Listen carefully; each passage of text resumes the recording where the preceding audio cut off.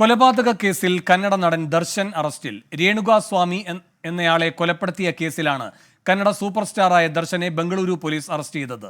ദർശന്റെ സുഹൃത്ത് പവിത്ര ഗൌഡയ്ക്ക് അശ്ലീല സന്ദേശം അയച്ചതിന്റെ പേരിലാണ് കൊലപാതകമെന്ന് പോലീസ്. മനേഷ് മൂർത്തി കൂടുതൽ വിവരങ്ങളുമായി ചേരുന്നു.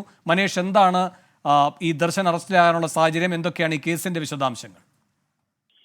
വേണു, കഴിഞ്ഞ ദിവസമാണ് മൈസൂരുവിലെ കാമാക്ഷി പാളയത്തുള്ള ഒരു ഷെഡിനകത്ത് ഈ രേണുക സ്വാമി എന്നയാളെ മരിച്ച നിലയിൽ കണ്ടെത്തുന്നത്. തുടർന്ന് പോലീസ് ആദ്യഘട്ടത്തിൽ ആത്മഹത്യയാണ് എന്നായിരുന്നു പോലീസ് കരുതിയിരുന്നത്. പിന്നീട് നടത്തിയ അന്വേഷണത്തിലാണ് ഇത് കൊലപാതകമാണെന്നും ഇത് നടത്തിയത് ഈ സൂപ്പർ സ്റ്റാറിന്റെ നേതൃത്വത്തിലാണ്, സൂപ്പർ സ്റ്റാർ ദർശന്റെ നേതൃത്വത്തിലാണ് ഈ കൊലപാതകം നടത്തിയത് എന്നുള്ള വിവരം പോലീസിന് ലഭിക്കുന്നത്. മൈസൂരുവിലുള്ള ഫാം ഹൗസിൽ നിന്നാണ് ഇയാളെ അറസ്റ്റ് ചെയ്യുന്നത്. ഇയാളെ മാത്രമല്ല, ഒപ്പമുണ്ടായിരുന്ന 10 പേരെയും അറസ്റ്റ് ചെയ്തിട്ടുണ്ട് മൈസൂരു പോലീസ്. എന്തായാലും ഈ ദർശന്റെ സുഹൃത്തായിട്ടുള്ള പവിത്ര ഗൌഡ്, അവർ ആക്ട്രസ് ആണ്. അവർക്ക് സോഷ്യൽ മീഡിയ വഴിയും അല്ലാതെയും ഒക്കെ അശ്ലീല സന്ദേശം അയച്ചു എന്നുള്ളതാണ് ഈ ഒരു കൊലപാതകത്തിലേക്ക് നയിച്ചതെന്നാണ് പോലീസ് പറയുന്നത്.